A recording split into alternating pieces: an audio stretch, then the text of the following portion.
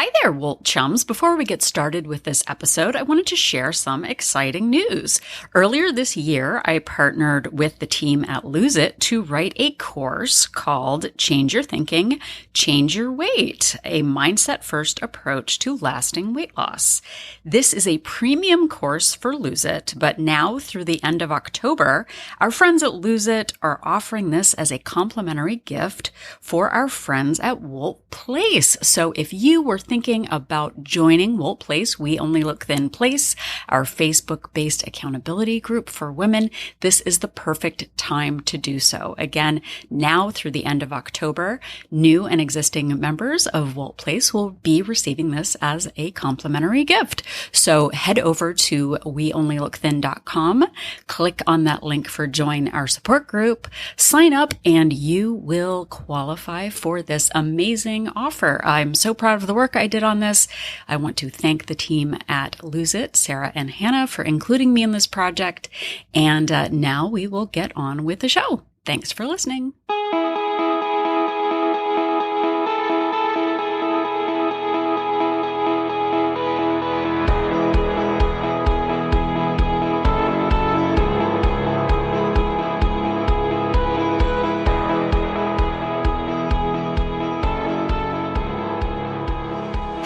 And welcome to another triskaidekaphobic episode of We Only Look Thin. Wow. I am Katherine Weigel. I am one of your hosts.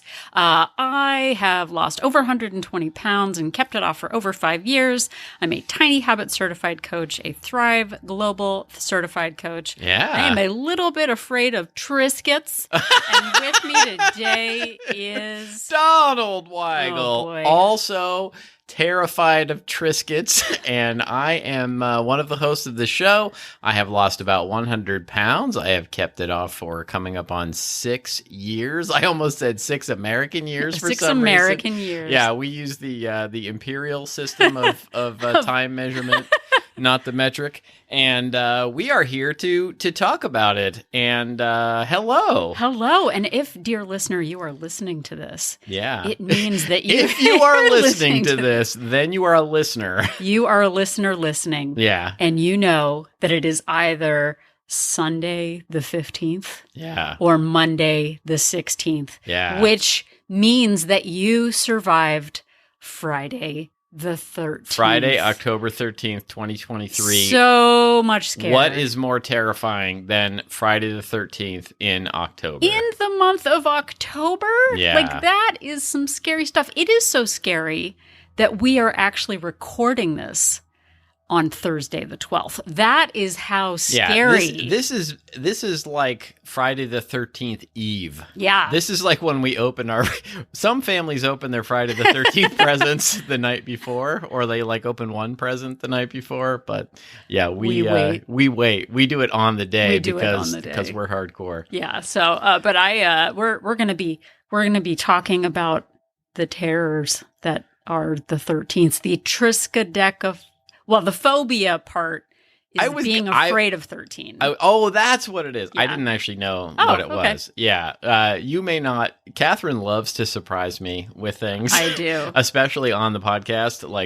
And I hate surprises. I know. I don't like them. I know, but she loves surprising me with things. So I had no idea that was what she was going to say. Well, because there's so many things to talk about. It's usually TGI Friday, everybody. Yeah. It's Friday. Everything's Friday. But then when it falls on the 13th, is that lucky or unlucky? Yeah, I don't know. It's a good question. I think that it's interesting as a society that we have still decided not to name floors the 13th floor. There's enough people that are still superstitious about 13 that they there's no 13th floor on things. Like, there are athletes who won't wear the number 13. Yeah, apartment buildings, no number 13. Yeah, apartment buildings, office buildings, there's no 13. Goes right from 12 to 14. Well, it's really interesting that we even now people are still into that. Well, and I did a little bit of research before Jason Vorhees. Normally we do no research at all. Oh, we do.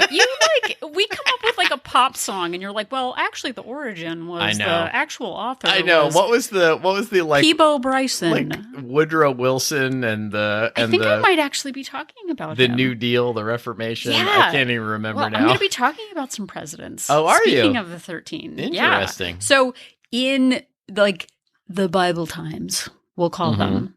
Yeah. It seems that the number 13 was not great because of a guy named, was it Pontius Pilate? No, what was the... Who was the bad guy? Pontius Pilate was a bad guy. But he wasn't invited to the Last Supper. Who was the guy? Pontius Pilate was basically Rome, the emperor of Rome who sentenced Jesus to death. Yeah. Okay. So, but who was the guy that did a Benedict Arnold on Jesus? Judas. Judas. That's right. Judas did a Benedict Arnold. Benedict Arnold literally was a really thousands of years before Benedict Arnold was born. Really big deal in the 1970s when I was watching the Brady Bunch. Oh my goodness! Didn't want to be a Benedict Arnold. If you were like Peter Brady, for those who may not know, was shunned by his classmates just for playing Benedict Arnold in the school play. They took it like seriously. It really seriously. They would not have done well in the Stanford experiment. Oh my goodness, they would not have. Imagine if he had played Judas. Oh no, that'd be even worse. But it was seen as bad luck to have 13 people at a dinner party because you didn't want to repeat the whole situation. So, gosh forbid you were a +1 on something where it was an odd number. So back in the heyday of the 19th century, which isn't the 1900s, it's the 1800s. Stay with me. That has confused me my whole life. Well, because 0 to 1 is the first century, and then 1. Oh no, I rationally I understand it, and I if I stop and think about it, I get it. But I always have to for whatever reason, I always have to think. Okay, when someone says the 18th century, do they mean the 1700s or is that the 1900s? Yeah. Anyway, no, I know that makes no sense. So this fancy pants guy named Captain William Fowler sought to fancy pants. Yeah, it doesn't say that in the article on the History Channel network, but I'm just adding that he was a fancy pants because, who has the time to do? What grown up has the time to do what I'm about to tell you that this guy does? Look, I don't know. So Captain Fancy Pants sought to remove the enduring stigma surrounding the number 13. Oh, I love and that. the unwritten rule. This is my new hero. Oh, okay. The unwritten rule about not having 13 guests at a dinner table. Yeah. By founding an exclusive society called the 13 Club. Oh my goodness. Oh, why have they not made this movie? This sounds like the perfect setup for a horror movie. Because there aren't enough white men. Because when they say exclusive, they mean exclusively white men. Exclusively white men, yeah. No, I see that now. So, okay. So this group dined regularly on the 13th day of the month. Oh, my goodness. This is my favorite thing in room 13 of the Knickerbocker Cottage at a popular watering hole Fowler owned. What's better than the Knickerbocker Cottage? Before sitting down. Yeah. Guess how many courses they had? I can't even. More 7? The courses they came on Dasher. They had 13 courses. Yeah. Members would okay, this is where it gets into frat boy, bro. This is the bro They chacho. were doing keg stands. They had to do 13 keg stands. 13-course dinner. Members would pass beneath a ladder because you can't go under a ladder. Right. They didn't eat. That's superstitious. They didn't eat cats. They ate black cats. No, they didn't. But okay, I'll teach you to be unlucky, you black cat. But they would pass beneath a ladder and a banner reading "Morituri te saltamus." There we go. Say that 17 times. I will try 13 times fast, which is Latin. For those, which is actually, this is hilarious. For those of us who are about to die, we salute you. I'm not kidding. Mortuary. Wow. T. Salutamus. Anyway. I'm going to restart this club. Okay, so hold on. Okay, do you have enough white male friends to create this club? No, I do not. Yeah. So, 4 former U.S. presidents, Chester A. Arthur, Grover Cleveland, Benjamin Harrison, and Teddy Roosevelt. Wow. Would join the 13 Club's ranks. They call them the Fab Four. The Fab Four. Historians refer to them. They had so much fun. They had so much. So The 13 Club. Yeah. 13 courses, which sounds delightful. It sounds like an amazing setup for a horror movie. Like they flaunt all this unlucky things, and then they fly too close to the sun, and they awaken the anger of Jason some sort of unlucky demon. Yeah, or Jason Voorhees comes back. I should have said something about all this took place at Camp Crystal Lake. Camp Crystal Lake, exactly.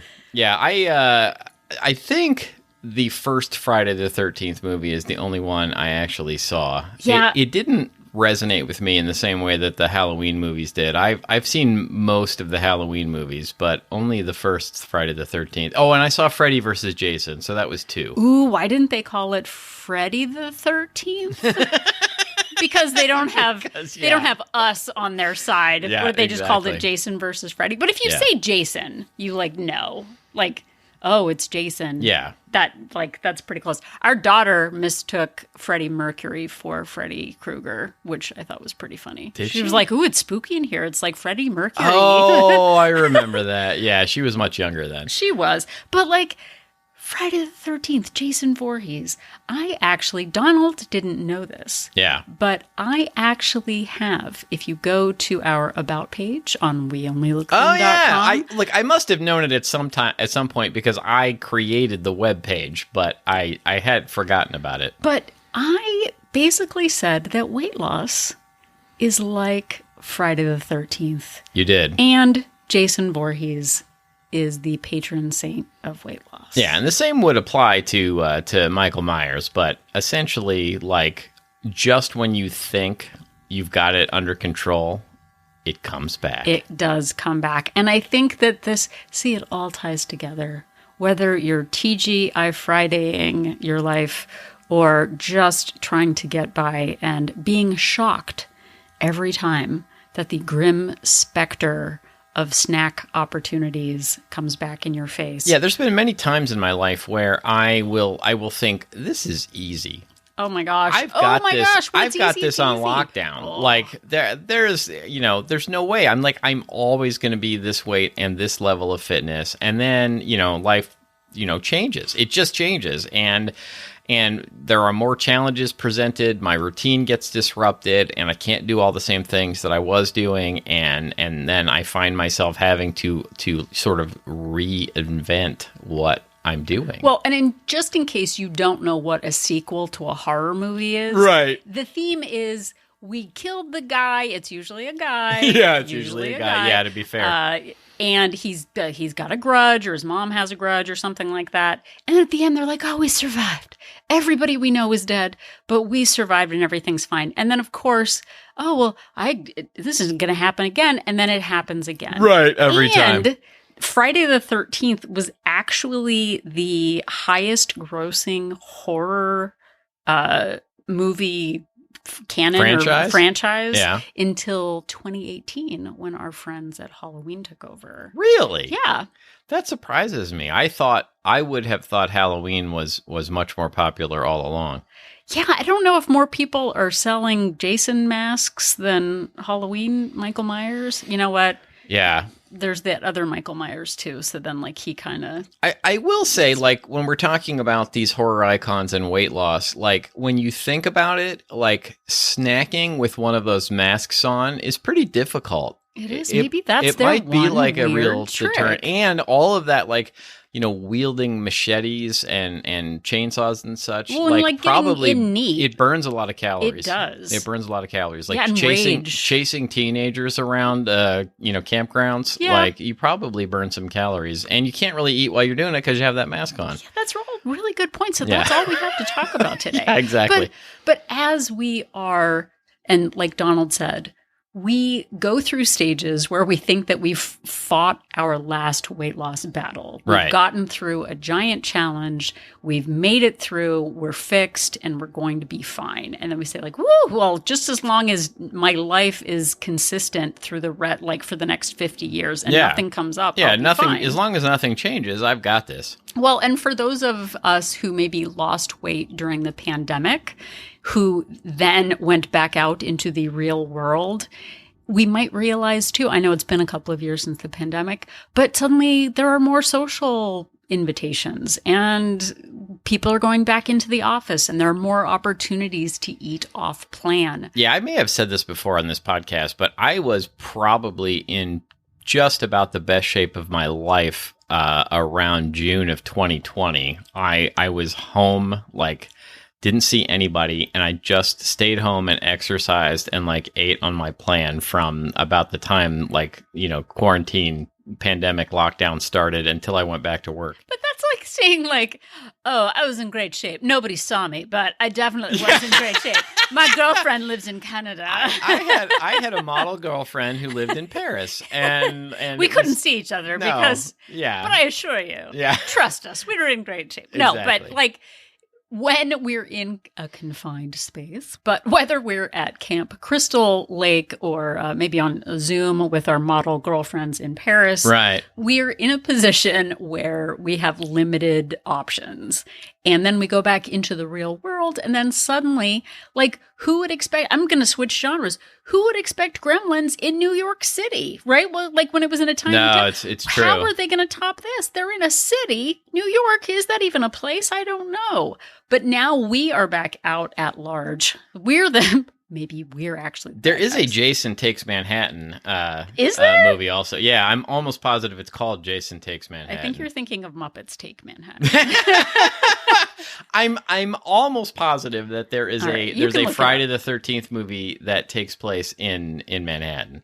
Interesting. Well, I'm sure you'll look it up because you like to look things up. I will. I'll trust you. I should just trust you. So we are now going back into the real world, and it's been a while since we have talked about navigating the real lives that we have and weight loss. Not only myself, but others have talked about how difficult it is, even if they've been maintaining their weight or their weight loss, that there are more social invitations, which I think one of us wrote must be nice or must be nice to be you or something. Yeah, well, one thing I wrote was boo-hoo, I have friends.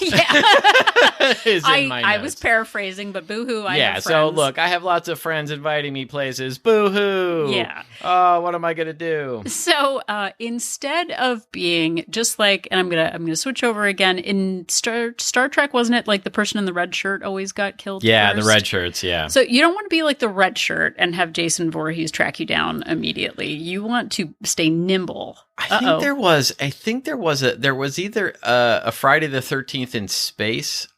I think there was a Friday the 13th in space. Oh, wasn't it Friday the 13th versus Predator or a something? Halloween in space or something? And like, I'm just trying to imagine, like, you know, Jason Voorhees on Star Trek. Would he get the red shirts first? He probably would. He probably would. I mean, that's like, you want the easy options I know, first, it's right? like, it's sort of like the appetizer. horror sci-fi 101. The red shirts go first. Well, it's like with Tiny Habits. You want to get like the I think there was one in Manhattan. I think there's one in space. I'm not kidding. I think they made a lot of those movies, which is... The Muppets had pigs in space. Do you know why it was the highest? I'm just occurring to me. It was the highest grossing horror franchise because they made 100 of them. Each movie only made $14, but there were so many of those movies that if you add it all together, it's like Tiny Habits. It's just like you make. I don't know if BJ Fogg wants me to. You profit $14 on each movie, but you make 100 movies. You're gonna end up with some money. Oh, see, every penny, the one coin loophole, it's coming together. Absolutely, whole thing. So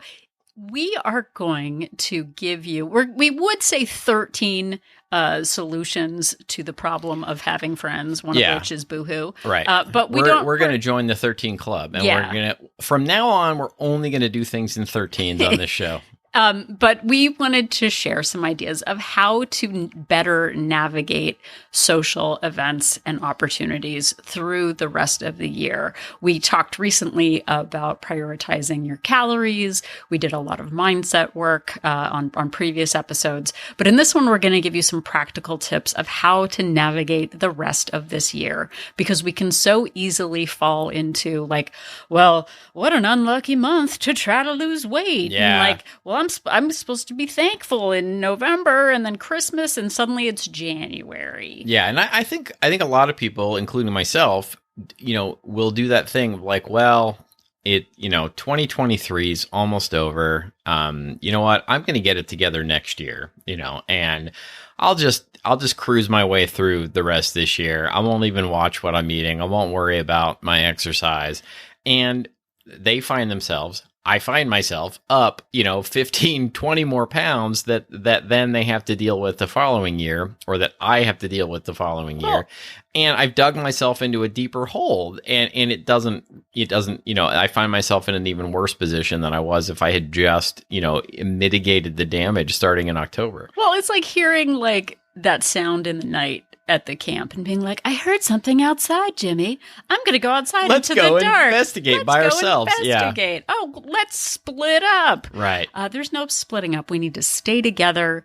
We need to stay focused, and we need to stay alive until the next day. So we are going to give you a broad idea of how to live through the night. Yeah. And look, you can...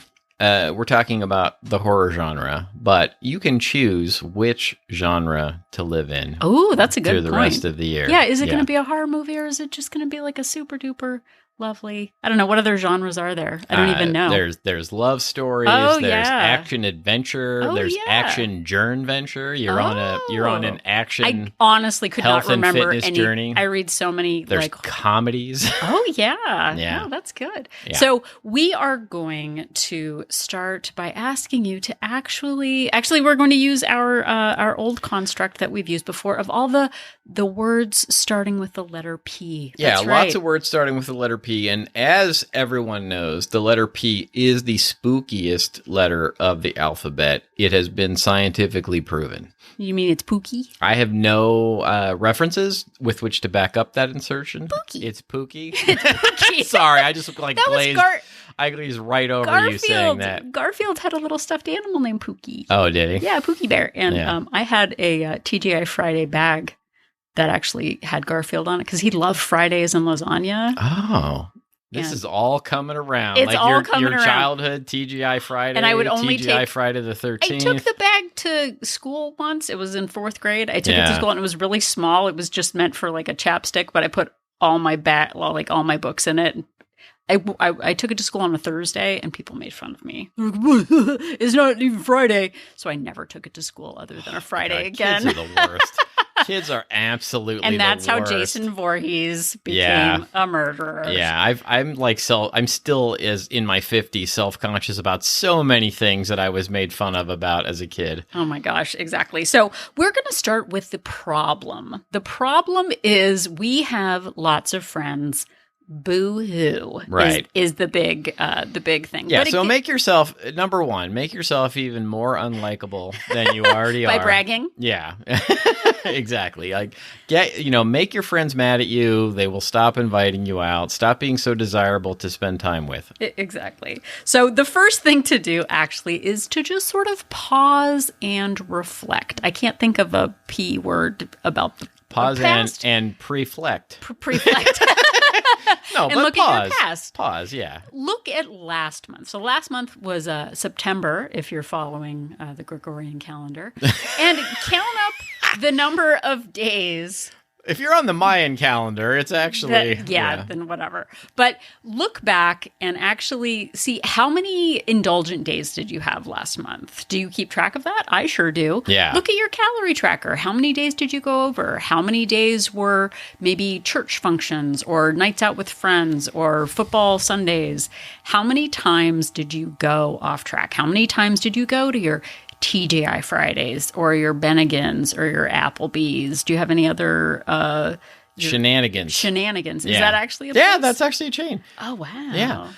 And I think, just as a side note, I would like to take this moment to point out this is why we are strong advocates of tracking things. Yeah. Because if you're not tracking, or if you just, on days when you're indulgent, if you just decide not to track, you don't have the ability to then go back and do this and really like break down like... And preflect. And preflect, exactly. I constantly... have a very short memory when it comes to indulgent days, and I will oftentimes be like, I was so rock solid the last 2 weeks. I don't understand why it's not being reflected on the scale. And then I go back and go, oh wait, yeah, there was this day where we went out. Oh, and there was this day where we went to a theme park. Oh wait, and there was that day, and I was like, oh, that was three like crazy calorie days within the last 2 weeks. I had 10 days where I just didn't track. We had family in town, and then we went and saw family, and I just decided not to track. And this month is October. So once you look back at the reflections of what, oh my gosh, this is, and I'm mad at kids saying yeet, and we have created preflection. Preflection, yeah. So for me, that was 10 days, plus we were away on Labor Day weekend. I probably had 15 days in September that I didn't eat at a deficit. And in fact, I ate over. That is 50% of my days that are off track. I maintained my weight last month. You know, you should maybe listen to our podcast a little more. How very dare you? Oh my gosh, I'm going to preflect. That was about the meanest thing I could have said. Do we have a prenuptial that I would like to talk about? Yeah, let's. Now, we were both poor, starving students at the time, so yeah, there was nothing. You can keep all there was nothing to nup. There was no nup. There was no prenup. You can keep all of your X-Files posters. Yeah, I'll tell you that. They're very precious to me. They're very precious. That's another P. Yeah, you're not getting them. Okay, so I maintained last month, which was fine. But then looking into this month, October, and then you can even do this, you know, if you just want to do it through the end of the month, look ahead at the weeks ahead. How many potential off-track days do you have? And you project. There we go. So look at the, you know, church socials that you have. There are a lot of autumn festivals, Halloween parties, fairs, whatever. And just your TGI Friday Bennigan fun times with your broskies. I got unexpectedly invited out to lunch next week just yesterday also. So it wasn't, you know, it's something that I hadn't thought about, but now I need to. Well, and there's always those unexpected plans that come up. But if we keep being a victim to like, oh no, how am I ever going to lose weight because all these things are coming up? Yeah, we generally know, at least with some advance notice, what to expect in the coming days. Right. So if you then look at last month, how did you do? Project for this month, how many more potential overindulgent days do you have on the calendar? And would you be happy with the results at the end of the month if you gave in on every single opportunity to overeat? Would you be, if you looked at it right now and just laid it out and said, oh my gosh, I didn't really realize I have 12 days coming up. Right. And that's assuming I don't celebrate Taco Tuesday or like whatever. Like I keep Taco Tuesday in my heart all through the year. All through the week, I should say. But that's assuming that we're 100% on point the other days. And if you're looking ahead going like, gosh, I didn't realize that I'm basically 2 or 3 days a week for the rest of the month going to be off track.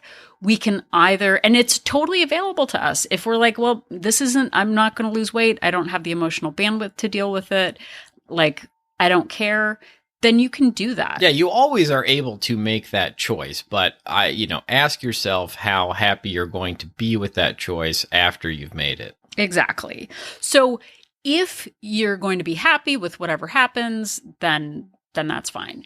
If you look at that and you're surprised by the number of overeating opportunities, we can do the big P, the biggest P of them all, which is plan. We can plan the rest of our month to better fit our overall health goals. Now, that might mean we lose a little bit of weight or we maintain our weight, but we're making like the active choice to go into these potential Camp Crystal Lake opportunities, right? With a purpose instead of just being reactionary and surprised that we don't lose weight.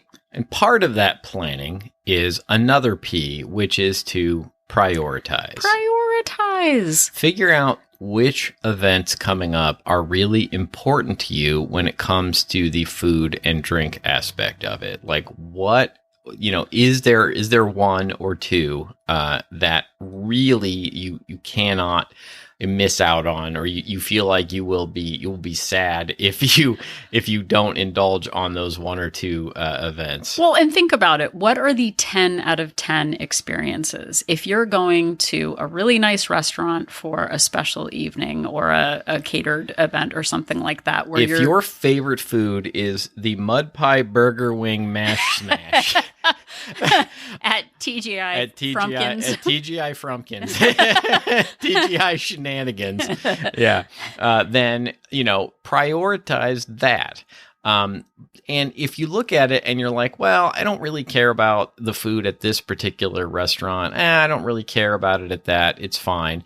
Then, what I would do in the past would be I would still use those opportunities to eat as many calories as I could handle and really prioritize and decide, well, I'm not going to pass up on the mud pie burger wing mash smash, but I will pass up on these other opportunities, and maybe I will get a reasonable calorie salad or something, along those lines. That would be the saddest title for like an actual entree. I'll the take reasonable the calorie salad. Yeah, exactly. Comes with reasonable calories.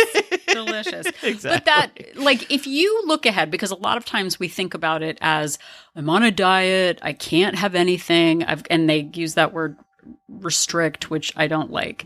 We have the opportunity to show restraint, and part of that is going what good luck. I have 10 activities that I'm going to this month. You know what I can do? If there are 10 of them, how could I take back 50% of those? How could I be more active in my goals by just dialing back half of them? So like Donald said, if you've got a Halloween party, you're going to your favorite restaurant, and you love your mom's lasagna on Friday at Garfield's house with John and Odie, then wow, I didn't expect so much Garfield in this episode. I used to love Garfield. Yeah, I know. No, I liked Garfield too. Now I'm not really sure what the big deal was. My sort of first girlfriend in 8th grade, I would buy her Garfield gifts. Like, she had mentioned something about Garfield once, and I kept giving her Garfield gifts. And at one point she was like, "Why do you keep giving me Garfield?" And I'm still scarred. She liked Heathcliff. Yeah. You got it wrong. Exactly. The junkyard cat. That's right. She was much more into gosh. Heathcliff. That was the problem. Oh my gosh. Why did Top cat. Top cat. Yeah. Heathcliff was not a fancy cat. I still watched it because there was nothing else. It was the 80s. What are you going to do? Sometimes you watch cats you don't care about. We did not have all the streaming options we have now. You kids today. Yeah. So if you're prioritizing half of your events, so I've got 5 things to look forward to. We're not saying get rid of all the fun. The next step is to plan how you're going to deal with the other events that are the lower, the food is going to be there, but it's not the priority. Because Donald, what are social events sometimes about that when it's not about food? Well, to some, social events are about people.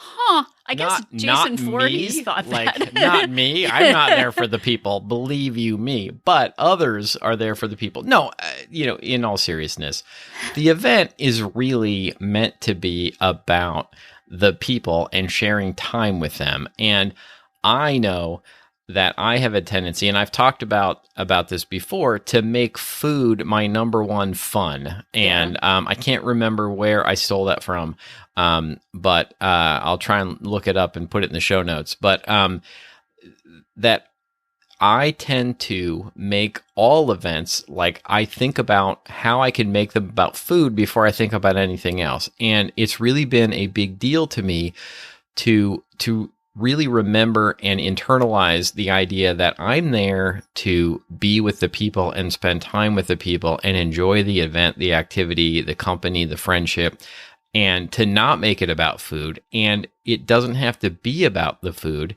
and that every time I go out somewhere, I don't have to treat it like the very last time I will ever get to eat tasty food. Yeah. And all of those things, taking them to heart has really helped me when it comes to being invited out to these sort of social situations. Well, and one of the things that I talk about, and I have to remind myself about too, is asking yourself the question, am I taking, like I said this about a vacation episode, are you taking a vacation from your habits or with your habits? Yeah. And there are opportunities that we have to eat outside the home that are for convenience, that are for connecting with people. We don't have, I was going to say laundry. Laundry doesn't have anything to do with groceries. We don't have to clean up. We don't have to do dishes. We don't have to cook. We don't have to toil. We're there for the convenience of not having to. And you're skipping your laundry also for some You're reason. skipping laundry. Yeah. I was going to say you don't have to cook your calories. Yeah. Which again is not a thing. But like, oh, yes, we have a Sunday social after church every single Sunday. Right. 52 Sundays a year. I'm not going to spend a third of my calories, my indulgent calories a year on that one event. I can make that a low priority, focus on the people, have some coffee, and leave. And when we start dissecting and really deciding to prioritize those important food events over the, well, it was available and right in front of me, it can change our relationship with things, because then that, like, oh my gosh, I've got to eat it. It would be rude if I didn't. We're like, no, I've got something I'm really looking forward to. Right. And we want things to look forward to. And once you have prioritized and figured out what is really important to you, you can use a couple of other P's to handle, even the things that you find that you've prioritized. You can handle all of them with portions and pumping up the volume. Yeah. And so that means have something that you like, but have a smaller portion of it. You know, you don't have to eat the whole thing that is served to you. And you can also try and order foods that have a lot of very low calorie additions to them. I can start naming vegetables and mushrooms and onions and things, but, salads with the dressing on the side, like, you can try and still really enjoy your meal without having to eat everything that's on the menu. Well, and get the thing that you want to have. I am a very fast eater, but not every single event needs to have the French fries. Like, you can order the steamed broccoli on the side and not look at it as like, this is the saddest meal I've ever eaten at the funnest restaurant with the most flair that has ever existed. Right. But like, it's not, oh no, I can't. It's, I'm not going to, because I'm looking forward to this other thing later on. Yeah. So it's, because that's what I used to do. I'd be like, I'll just have the steamed sad bowl, whatever, instead of, ooh, what good luck, because now I can prioritize something else. The steamed bowl of sadness to go with the reasonable calorie salad on the sad menu. Exactly. But also, like Donald said, pump up the volume, add lots of veggies. With the controlled portion, get the burger, skip the bun, have the veggies on the side. I promise it will still be filling. It will take a lot of time to eat. And for me, that duration matters, because there's nothing worse than like finishing your small sad thing and then everybody else still has right. like, oh, I could never finish all this stuff. Like, make sure you've got the volume in there to keep your mouth busy while other people are also enjoying their food. Yeah, absolutely. And another P to use moving forward is to have policies. Yeah, in this place. is a big one. For example, if you know you're having one indulgent meal on the weekend, your policy is that you reduce your calories during the week. Now, I'm definitely be careful not to reduce them too low to unhealthy levels, but you drop 100 calories a day and then you've sort of banked calories that you can eat on the weekend. Well, and that's a really big thing for maintenance as well with us. We basically eat at a deficit most days and then save up calories for a weekend indulgence. So for someone looking at this as a long-term solution, it definitely it's not that I just eat in maintenance every day and everything is fine. It's Right. usually, oh wow, we're going out of town. We're going to Disneyland. We've got a birthday party that we're going to, and then we eat at deficits the rest of the time. So planning ahead to have smaller, higher volume,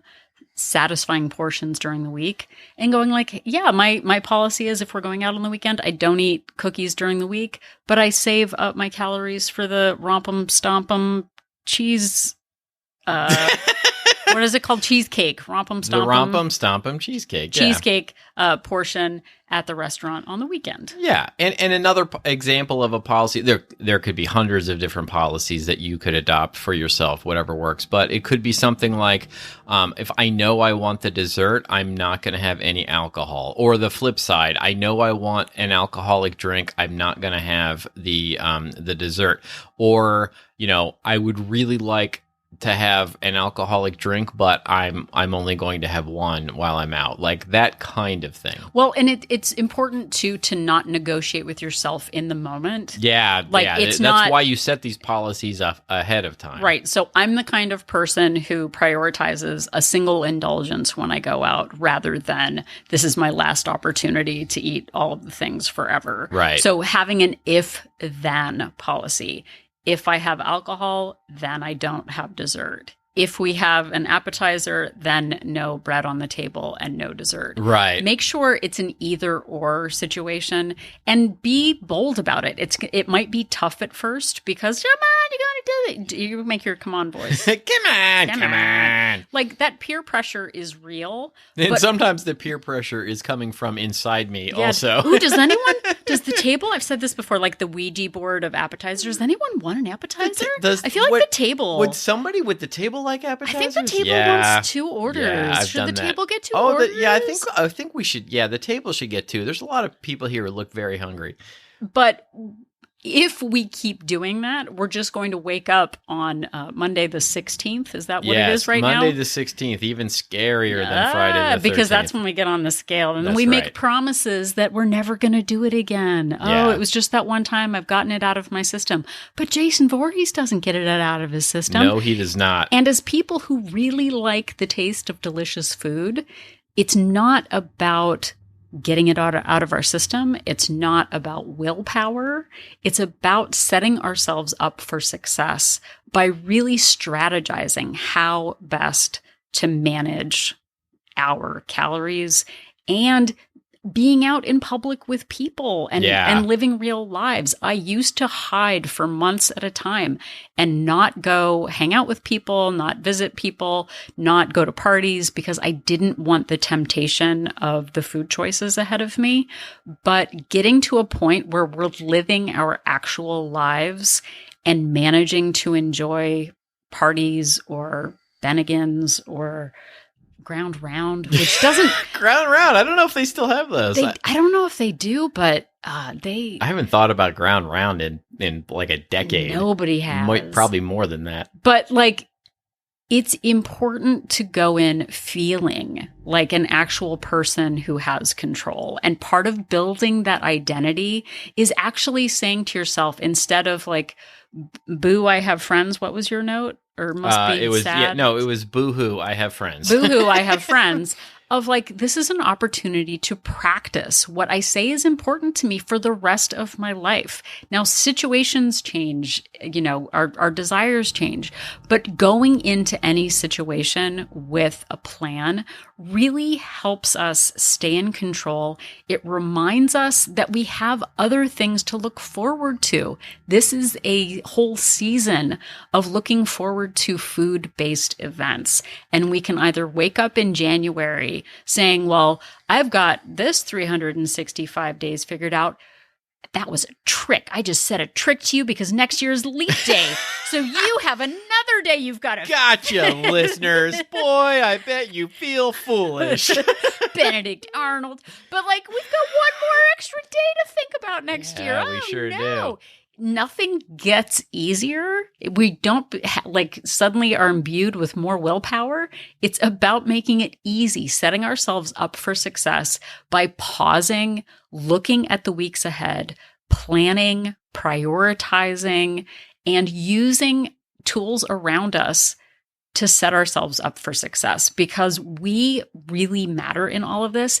And sure, we're going to slip up and sometimes we're going to go off plan, but we have a plan to recover by reminding ourselves that we have all of these tools to look ahead, plan and prioritize and decide what really matters to us, because our health matters to us, and and you matter to us too. Like, you're being able you really do to navigate all of this with over 300 episodes now. We made it past 300. We sure did. And we didn't even skip the 13s. So you're getting like the full dose. Yeah, there is an episode 13. There's a 113, a 213. Let's name all soon there will be a 313. There will be. But we can advocate for ourselves. We can plan ahead. And we can go and end the month of October feeling proud of ourselves for knowing that we still were able to enjoy ourselves, but we were able to pull back in areas that just don't matter as much. And if we can do it, you can do it too. You absolutely can do it too. And thank you for setting yourself up for success by listening to this episode of the podcast.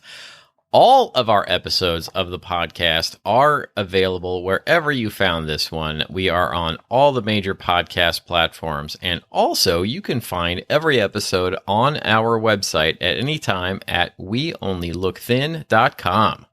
And if you're at We Only Look Thin, you can click on that link for Join Our Support Group to find out more about WOLT Place. We Only Look Thin Place is our Facebook-based accountability group for women. We are not a weight loss plan. A lot of people do Weight Watchers or calorie tracking, intermittent fasting. Yeah, you can bring your plan to WOLT Place. Yeah, bring it. It's a potluck, which is another P. It's a planned potluck. Oh, you don't want those potluck. Those church, but you mentioned like church events a couple of times. Those church potlucks when I was growing up were no joke. It's a lot. Every single week, people brought their game. Every indulgent surprise that you could think of. It was great as a kid who couldn't stop eating food. Go back to episode 1. Didn't work out great for me in the end. No, it did not.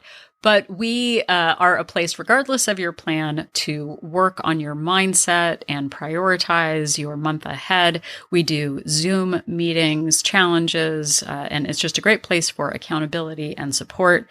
We also have 2 subscription options, a monthly subscription with a 3-day complimentary trial and a 3-month subscription with a 7-day complimentary trial to see if WOLT Place is right for you. And for a limited time only, our friends at Lose It, the calorie tracking app, are offering our new premium course about your mindset around losing weight, which I helped co-write, by the way. Did. It's a long title, so I'm just going to say that it's a mindset course. It's great. It's great. But it's a premium course, but if you join WOLT Place through the month of October, you will get that premium course at no additional charge just for joining and staying with WOLT Place. So you can check it out by going to our website. Yeah, if you've been on the fence about joining WOLT Place, this is a really nice extra bonus thanks to our friends at Lose It for joining, and so now is the time. So go get it. Yeah. And if you'd like to interact with us in other ways, you can find us on social media. We are on Instagram and Facebook at We Only Look Thin. Or you can also interact with us with email. You can send us an email to weonlylookthin@gmail.com. You can send us episode suggestions. You can ask us questions.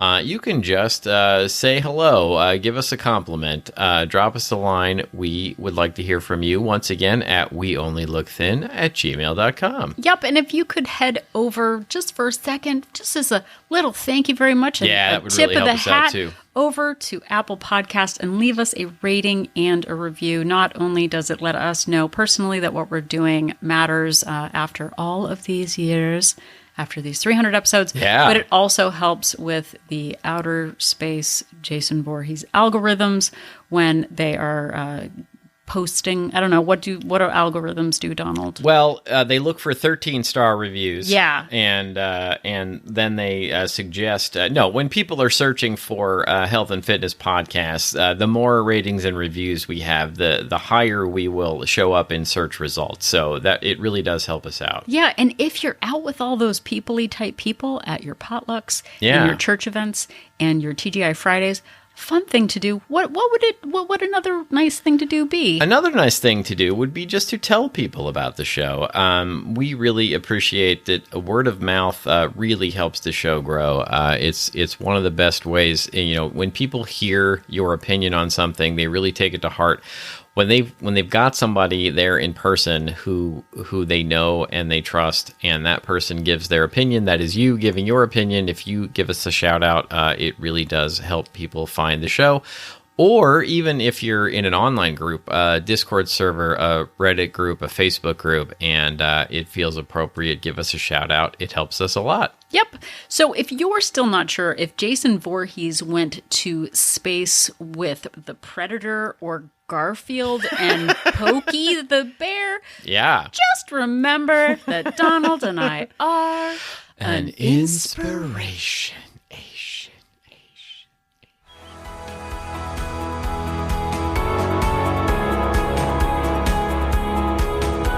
The information that you hear on this podcast is for informational purposes only. The hosts are not medical professionals. You should always consult with your doctor, nurse, or other certified health professional before beginning any diet or fitness program.